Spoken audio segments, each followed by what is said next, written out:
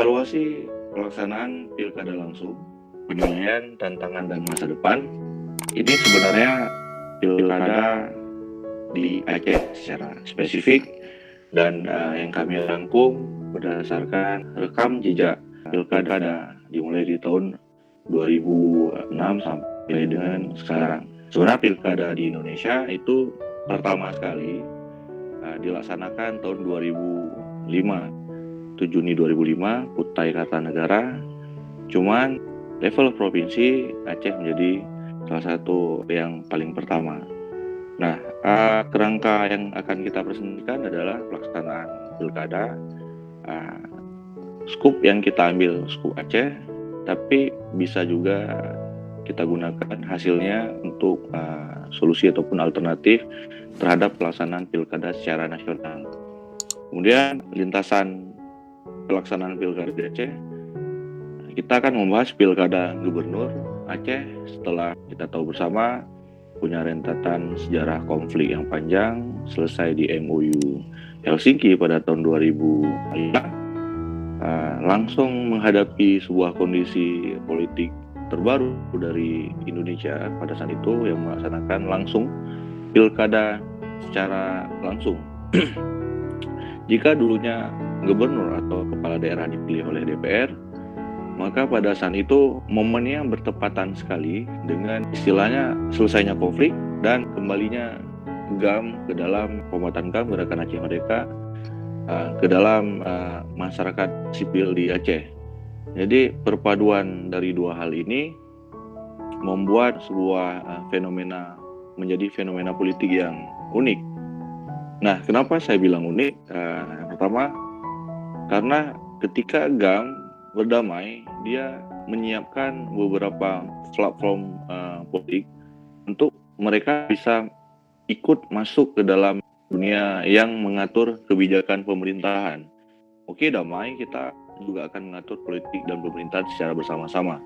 Jadi pada saat itu GAM menganggap ya perjuangan mereka selesai di senjata, tapi kita bakal masuk dengan cara yang lain. Mereka minta partai politik di MOU Helsinki dan kemudian diiakan oleh pemerintah pusat. Nah, setelah itu pada tahun 2005 penandatangan MOU Helsinki dan GAM ingin segera berpartisipasi. Jadi pada saat 2006 itu memang saatnya pemilihan gubernur dan kemungkinan besar karena 2005 sudah mulai pilkada langsung, walaupun undang-undang pilkadanya kemudian menjadi sebuah aturan di 2007. Dan menurut beberapa tek akademis, DKI katanya menjadi yang pertama, tapi sebenarnya di Aceh menjadi kondisi yang pertama dan darurat. Nah, GAM meminta satu hal lagi, karena mereka tidak mungkin bisa membangun partai politik dalam waktu dekat, maka mereka meminta sedikit keringanan, yaitu adanya calon independen tanpa partai pengusung ataupun partai yang menjadi pendamping mereka dalam prasyarat untuk naik sebagai kepala daerah. Dan pemerintah pusat lagi mengiyakan masalah pasangan independen, masalah calon dari independen, dan mungkin itu menjadi sebuah presiden baru bagi politik di Indonesia dengan diizinkannya calon independen secara nasional di kemudian hari. Itu Desember 2006 dan memang itu dimenangkan oleh pasangan calon independen.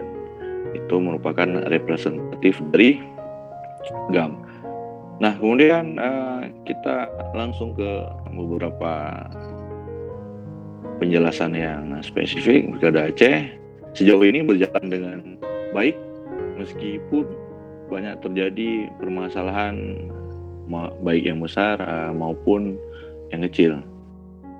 Pertama, evaluasi pelaksanaan pilkada Aceh, pilkada gubernur tahun 2006.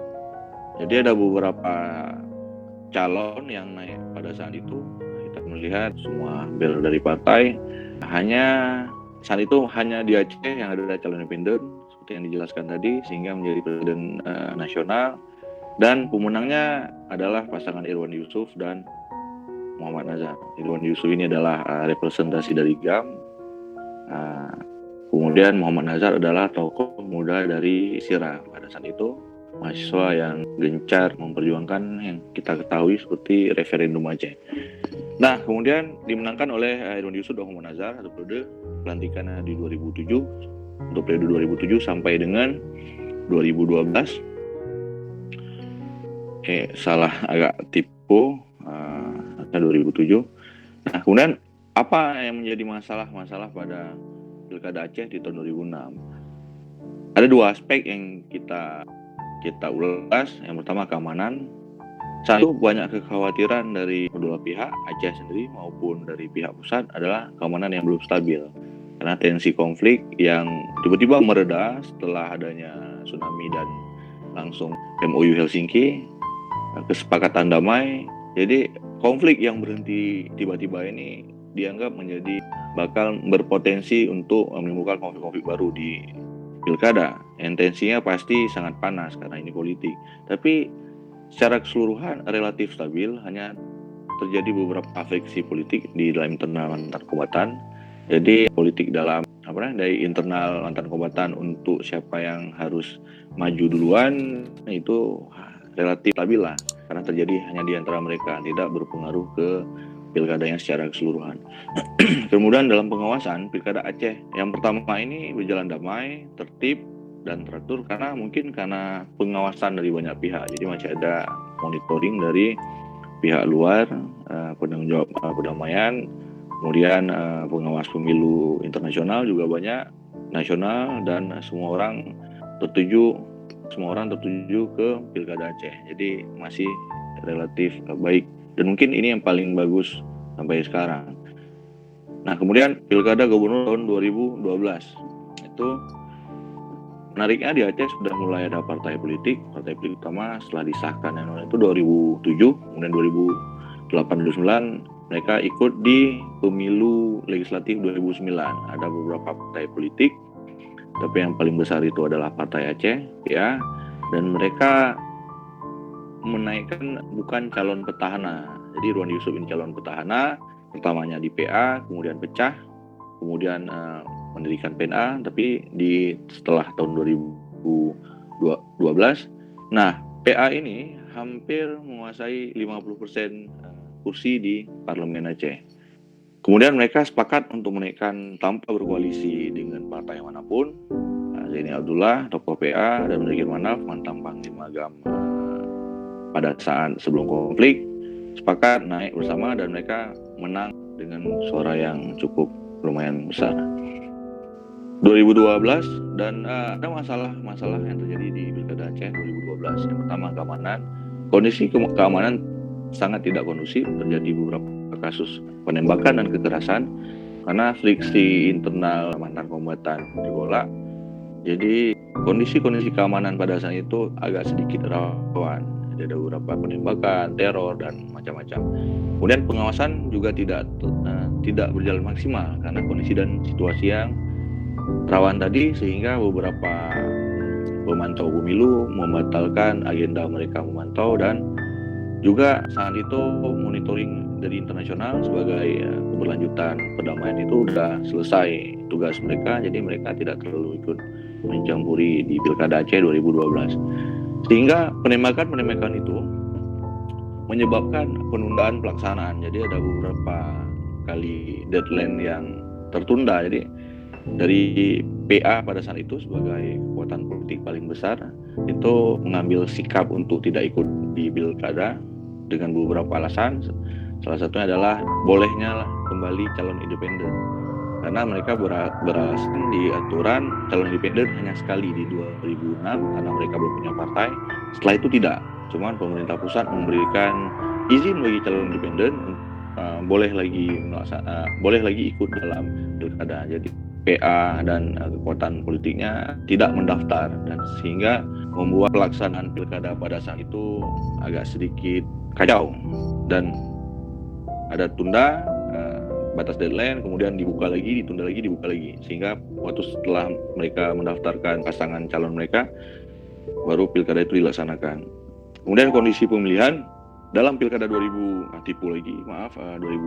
maksudnya, pengaruh money politik itu nihil. Jadi tidak terlalu kentara money politiknya, tapi politik intimidasi itu sangat besar. Itu temuan kita di lapangan. Pilkada gubernur Aceh tahun 2017 itu melawan lagi Irwan Yusuf dengan Irwan Yusuf, Nova Iriansyah, kemudian melawan wakil gubernur tadi Zakir Manaf dengan T.A. Khalid, dan Zaini gubernur pada saat itu juga naik dengan Nazarudin, bupati dari Aceh Tengah. Jadi ini bisa dikatakan sebagai peran bintang. Jadi ada beberapa gubernur, Zaini gubernur, ada 4 gubernur, Zaini, Tarmizi PLT pada saat itu, kemudian Abdullah Putih mantan gubernur, Irwan Yusuf mantan gubernur. Jadi 2017 ini adalah perang bintangnya. Itu yang dimenangkan oleh Irwan Yusuf dengan Nova Iriansyah periode 2017 sampai dengan 2022. Dan kita tahu dari berita-berita yang juga sempat heboh secara nasional, Irwandi tidak bisa menyelesaikan kepemimpinannya dan digantikan oleh Nova Iriansyah hingga saat ini. Nah, masalah-masalah pada Pilkada Aceh 2017, pertama keamanan, itu masih terjadinya teror dan kekerasan terhadap mereka yang terlibat di pilkada. Beberapa aksi kekerasan dalam upaya meneror satu atau dua hal terjadi kepada tim sukses. Jadi ada upaya-upaya untuk merebut pengaruh dari tim-tim di lapangan. Pengawasan juga tidak maksimal, terlibat dalam politik praktis, para pengelolanya, para penyelenggara pemilunya. Kemudian manuver politik. Jadi ada manuver politik terkait dengan pilkada dan regulasinya. Jadi ada permasalahan beberapa kewenangan di penyelenggara yang beradu tumbang tindih dengan aturan pusat. Kemudian kondisi pemilihan. Saat ini tren money politik sudah mulai ada, dan kasus terbanyak itu dalam pilkada bupati wali kota. Jadi rahasia umum di 2017 itu satu suara ada yang 350.000 dan ada yang sekota itu 1 juta per suaranya, 1 juta rupiah per satu suara untuk pemilihan wali kota. Itu rekor yang terjadi di Aceh. Dan tawaran dan alternatif kebijakan dari beberapa permasalahan yang ada yang sudah diulas tadi, kami menawarkan beberapa alternatif kebijakan. Yang pertama, polemik pilkada langsung atau pilkada tidak langsung. Nah, pilkada langsung menurut kami masih menjadi pilihan yang paling relevan karena penerapannya belum terlalu lama dan juga proses evaluasinya dan perbaikannya juga belum benar-benar full dilakukan. Nah, harus adanya beberapa perbaikan tentu. Jadi nggak langsung memutuskan pilkada tidak langsung melalui DPR lagi, karena demokrasi itu memang sedikit mahal tapi esensinya dapat. Nah, ketika kita sering mengganti sistem tanpa harus memperbaiki evaluasi, maka kita menjadi negara yang cepat sekali berubah sistemnya, tidak tetap, tidak stabil. Itu tentu mempengaruhi stabilitas secara umum. Dan kenapa pilihan kita tetap pada pilkada langsung? Alasannya ya pertama, prinsip demokrasi. Masyarakat lebih terwakili dengan dapat memilih langsung kandidat sesuai dengan keinginannya. Jadi pemimpin yang terpilih terikat dengan masyarakat, bukan dengan kepentingan partai politik yang mau jadi anggota DPR sebagai mereka yang memilihnya. Kemudian pemilihan oleh DPR sebagai pengganti perwakilan dari rakyat untuk pemilihan kepala daerah sangat rawan di korupsi dan pikul politik transaksional baru. Jadi tidak ada jaminan untuk DPR ini nggak bisa dibeli. Jadi sama aja, kita hanya mindahi sasaran money politiknya dari masyarakat ke anggota dewan. Kemudian belum mendesaknya pergantian sistem pemilihan dan sistem yang berubah-ubah dalam jangka waktu yang pendek menghasilkan dampak negatif yang lain. Itu yang pertama. Kemudian yang kedua, Pilkada Aceh 2022 atau 2024. Nah, di Aceh sendiri kita punya beberapa hal yang berbeda dengan daerah lain.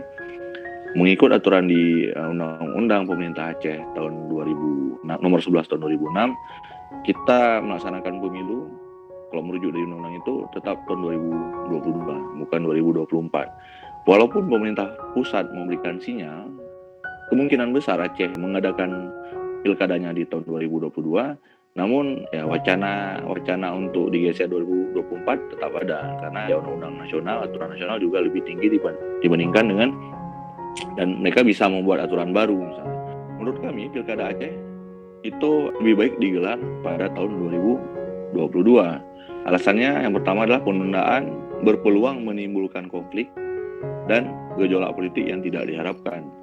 Yang kedua, tidak ada kendala yang menghambat terlaksananya pilkada di tahun 2022.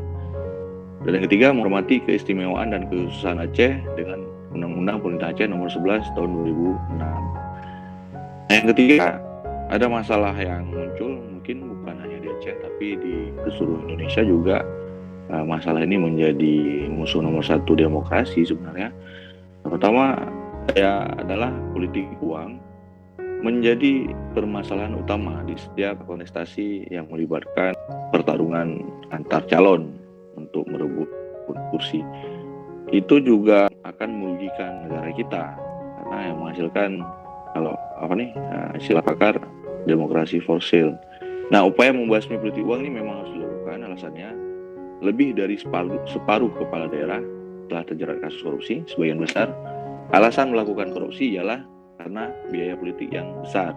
Jadi semua kepala daerah ingin membayar utang mereka, hasilnya adalah menggerogoti uang dari rakyat. Kemudian kebijakan politik yang dikeluarkan tidak lagi berbasis kebutuhan rakyat, tetapi berdasarkan profit yang akan didapatkan oleh kepala daerah. Kemudian terjadinya degradasi kepercayaan terhadap pemerintah dan sistem politik. Jadi sistem yang korup melahirkan ketidakpercayaan rakyat terhadap pemerintah. Lalu 4, dua yang terakhir, eskalasi kekerasan konflik pada saat pilkada masih sering terjadi di Aceh. Dalam 3 perhelatan pilkada di Aceh tercatat terjadi kekerasan yang menimbulkan korban jiwa meninggal dan konflik gesekan antar kelompok masyarakat. Jadi solusinya atau alternatifnya adalah meminimalisir kekerasan dan konflik. Ada beberapa alasan kenapa Aceh itu memang agak sangat dekat dengan kata-kata konflik. Pertama adalah karakter masyarakat dan sejarah panjang konflik bersenjata, serta efek yang timbul pasca damai turut mempengaruhi. Yang kedua, aliran politik yang berbeda menjadikan motif kekerasan bukan sekedar persaingan politik biasa, tapi bisa juga melebar ke konflik sektoralian. Dan ketiga, belum efektifnya kerja-kerja sosialisasi pemilu damai yang dilakukan oleh stakeholder terkait. Jadi jawabannya ada di pihak-pihak yang bisa meminimalisir kekerasan dan konflik di Aceh untuk pada stakeholder yang terkait. Dan terakhir adalah lemahnya peran pengawasan dan penindakan pelanggaran. Mungkin juga ini bukan hanya kasus di Aceh, tapi secara nasional juga ini menjadi masalah. Kurang maksimalnya kinerja penyelenggara pilkada dan pengawas penyelenggara pilkada mengakibatkan terjadinya beberapa hal yang merugikan kualitas pilkada itu sendiri. Pelanggaran yang dilakukan oleh para kandidat juga belum mendapat penanganan yang sebagaimana mestinya. Nah, ada 3 harus diperkuat peran dan fungsi pengawas ini. Nah, terjadinya berbagai polemik hukum dan kritik mengenai lembaga pengawasan pemilihan. Ini kasus di Aceh, ada Bawaslu, ada Panwasli, dan itu sampai sekarang masih kadang-kadang tumpang tindih kewenangan dan ada perdebatan terkait aturan juga masih sering terjadi. Kemudian pemilihan penyelenggara pilkada, pengawas penyelenggara pilkada secara politik di DPRA, Dewan Perwakilan Rakyat Aceh, menimbulkan konflik kepentingan. Jika beberapa daerah lain itu ditunjuk langsung oleh KPU, maka KPU daerah atau KIP di Aceh itu dipilih oleh Dewan Perwakilan Rakyat Aceh. Dan itu yang kita tahu ya pasti ada titipan-titipan dari partai politik yang berkuasa di DPRA-nya, sehingga itu menimbulkan konflik kepentingan. Dan terakhir adalah itu yang ini menjadi penyakit ya, di Indonesia secara umumnya juga sering ditemukan, yaitu terlalu kompromi dan kurang berani melakukan penindakan dengan tegas terhadap pelanggaran-pelanggaran yang terjadi di lapangan. Jadi mereka yang harusnya menindak tegas dan dengan itu, tapi bisa transaksi di tempat, bisa COD, cash on delivery. Jadi itu memang menjadi poin penting untuk harus diubah ke depannya. Mungkin itu aja saya kembalikan ke Merapi. Terima kasih atas perhatiannya.